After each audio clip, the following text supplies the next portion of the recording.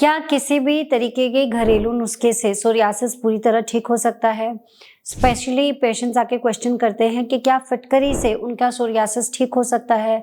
क्या उनको आराम आएगा या नहीं आएगा, या फ़ायदेमंद होगा या नुकसान करेगा?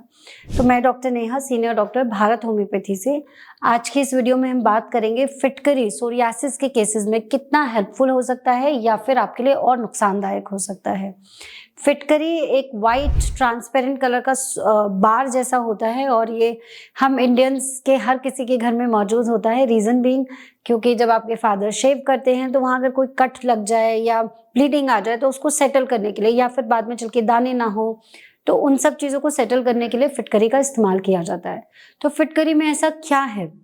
केमिकली हम बात करें तो फिटकरी सल्फेट, एल्यूमिनियम सल्फेट और पोटेशियम सल्फेट के कॉम्बिनेशन से बनता है और ये कॉम्बिनेशन एक बहुत अच्छे एंटीसेप्टिक, एंटीबैक्टीरियल की तरह काम करता है। तो अगर आपको कहीं पे भी कट लग जाए, कोई इन्फ्लेमेशन है, कोई दाने आ रहे हैं, एक्ने निकल के आ रहे हैं, तो ऐसे में फिटकरी बहुत फ़ायदेमंद हो सकती है। स्किन ग्लो के लिए भी फिटकरी इस्तेमाल करते हैं। कई लोग फिटकरी को का पेस्ट बना के उसको एलोवेरा जेल में मिक्स करके यूज़ कर सकते हो। स्किन के ग्लो, ब्लेमिशेस को दूर करने में फ़ायदा आपको मिलता है।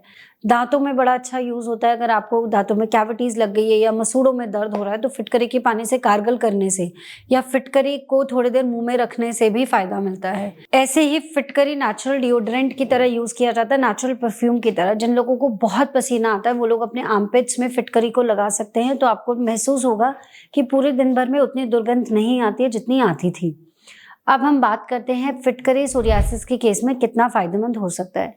फिटकरी का इस्तेमाल सोरियासिस के केसेस में अच्छे रहता है, और अगर आपको पैचेस है, बहुत इन्फ्लेमेशन है, स्पेशली अगर आपको ब्लीडिंग हो रही है, अगर आप इतना खुजा खुजा के उसमें से खून निकल आता है, ऐसे में आप फिटकरी का इस्तेमाल करेंगे तो आपके लिए फ़ायदेमंद हो सकता है।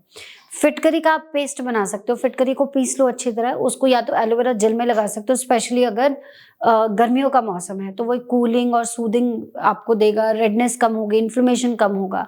वहीं अगर सर्दियों का मौसम है या फिर आप कोल्ड ड्राई एरियाज में रहते हैं तो आप फिटकरी को नारियल के तेल में मिक्स करके लगा सकते हैं। उससे भी, स्पेशली अगर आपको स्कैल्प पे बहुत ज़्यादा है तो आप इस कॉम्बिनेशन को अपने स्कैल्प पे लगाइए तो आपको राहत महसूस होगी। हालांकि फिटकरी आपके सोरियासिस के सिम्टम्स को, पैचेस में जो आपको दिक्कत हो रही है उसको आराम देने में फ़ायदा करती है। किसी भी प्रकार से सोरियासिस ठीक नहीं होगा फिटकरी से, क्योंकि सोरियासिस को ठीक करने के लिए तो आपको डीप एक्टिंग मेडिसिन चाहिए। ऐसी दवाएं जो सीधा आपकी इम्यूनिटी पे काम करे, इम्यूनिटी को मॉड्यूलेट करे, ताकि जो आपकी सोरियासिस की समस्या है जो इम्यूनिटी की वजह से है वो आपकी सॉल्व हो सके।